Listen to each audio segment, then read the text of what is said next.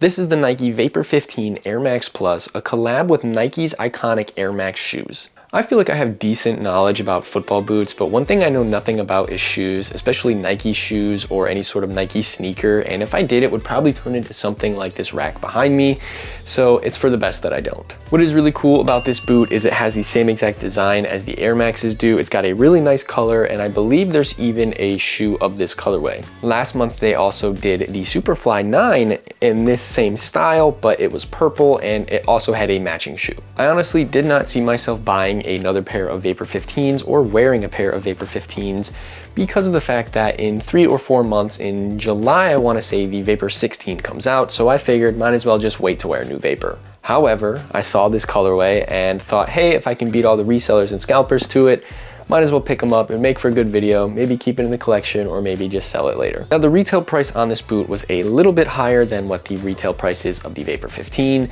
The normal Vapor 15 goes for around $240 to $260 depending on where you buy it. This boot, however, cost me $280 on the website I picked it up from, and I know it's limited edition, but it's kind of annoying that when we get limited edition boots, Nike and Adidas and all these other big brands are always charging a little bit more than what the boot normally costs. Now, $280 retail, okay, maybe I'll get over it. I did end up purchasing them, but the resale on these is insane. I've seen $450, and the common theme seems to be around $380-ish to $350-ish for what these boots are reselling for.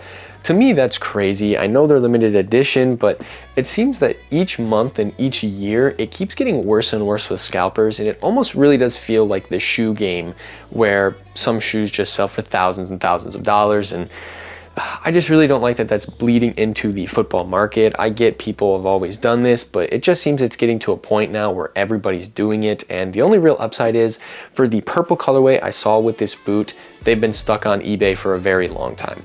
They were priced at anywhere from $400 to $450, but I've seen them just sitting like bricks, and they're slowly falling down to around $300, which is what they retailed at. So hopefully that's what happens with these boots and nobody has to pay a ridiculous amount of money for them. Vapor 15 Air Zoom sole plate is definitely interesting. It has the Air Zoom unit up here in the forefoot, and it's marketed as a 3/4 length Air Zoom unit. Now, 3/4 seems about right. Maybe it would be 2/3, but I'm not too picky about that.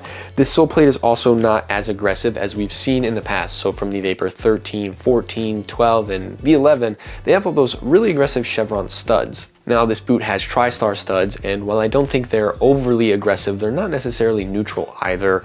And for the most part, I wore this sole plate on turf. Actually, I wore it entirely on turf. And the main reason for that is I only wore this boot once just to kind of get some footage of it to test them out. And then when I was wearing the Vapor 15 back in December when I did the review, it was super cold out, super snowy, so I only did my training inside on turf. And like I said, I didn't find this to be a very neutral sole plate. It wasn't really aggressive either, and I think I only really snagged once or twice total in a span of 14-ish hours, I think is the amount of time I wore those boots in.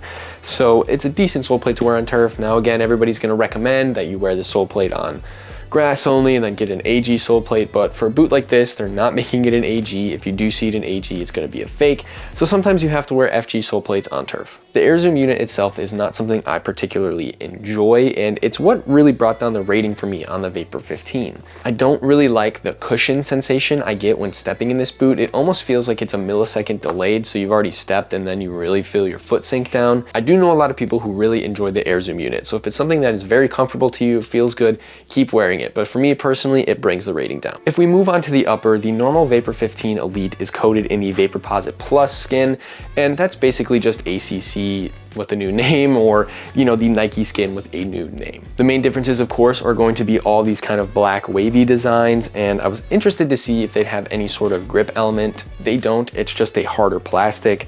Now, I did not feel like when I was wearing the boot that I could feel any of these individual plastic pieces, so that is good. That doesn't take away from the comfort. It also doesn't add to it either, and it also really doesn't do anything else for the boot except make it look cool. It also has the standard knit upper like the regular Vapors and Superflies do, and pretty much most one-piece upper boots at this point.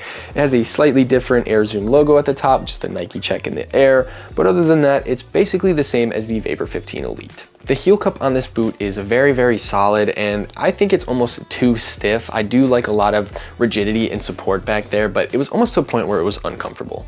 It also still has the padding on the inner lining. It starts at about the middle of the ankle and wraps all the way around the back of the heel and the Achilles. It does not go all the way down to the bottom of your heel. I wish it did, because in my experience, boots that have complete padding all the way down are usually more comfortable. When I wore the white and red pair of the Vapor 15s that I tested a while ago, I didn't really feel like the heel was that stiff or uncomfortable. I did have a major problem with the Superfly 9 in that I just could not bear to wear it. I've been wondering if the reason I didn't have any issues with my white pair is because it's a made in Bosnia pair and this limited edition pair is made in China. No, that does not mean it's fake, but it was made in the Nike Chinese factory. Typically when Nike sends out boots to their athletes, it usually comes from the Bosnia factory. Unless you're a high level Nike athlete, then that comes from the Montebelluna factory in Italy. So I'm just wondering if the quality is a little bit less in the China factories than it is in the Bosnia factories, but that's not something I can actually confirm. And if we start talking about the comfortability of this boot, I really thought it was more stiff than the Vapor 15. Like I just mentioned, for some reason it did not feel as comfortable when I first put on my feet like the Vapor 15 did.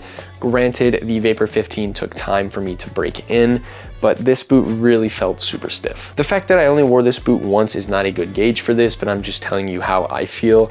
Like I said, the Vapor 15 I wore before felt a lot more comfortable than this one, but again, this one wasn't broken in, so I'm sure over the span of a week, week and a half, about the usual time I test boots out, it would feel a lot more broken in and more comfortable. The insole is not very comfortable. I think it's cheaply made. It is made out of the same material that normal Nike insoles are made out of, but it's also got a slight indent in it, so it fits over the raised air zoom unit on the inside of the boot. If they made the insole with a more foam-like or comfortable material, I don't think I would have as many issues, but it doesn't quite sit perfectly in the boots. This is a size 9 insole for a size 9 boot, but it just feels like it scrunches up sometimes. I don't really feel comfortable wearing it, and if you take it out just to look at the air zoom unit and put it back in, it's almost impossible to really get it to fit perfectly. It just kind of bunches and wrinkles up in spots, and I don't really ever think you'll get it back to being set how it was when it comes out of the factory. For sizing, my 9US fit perfectly lengthwise. If we talk about width, that's where it starts to get to be an issue. Now, I did feel like my original pair of Vapor 15s were able to stretch after the first few sessions, so I'm assuming this boot would as well. The only real difference I will say is that because of this plastic kind of black lining or squiggles or whatever we want to call this design, I feel like that will make it harder for this boot to stretch entirely.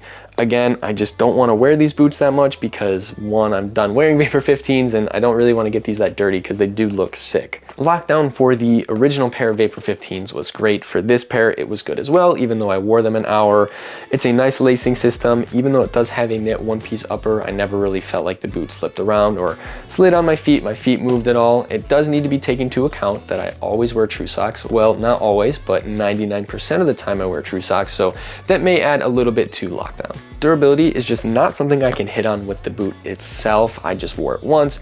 However, with my older pair of Vapor 15s, they held together great, only wearing on turf as well, which usually beats the crap out of boots.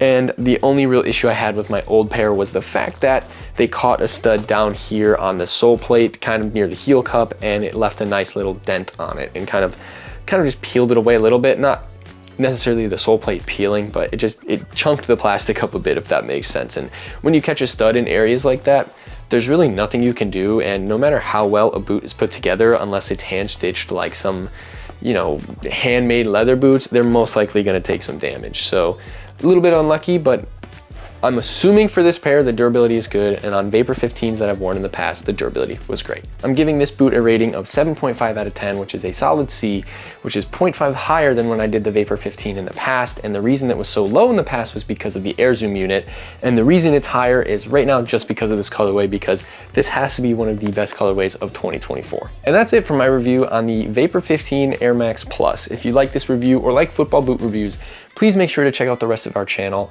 And with that, I'll see you in the next video.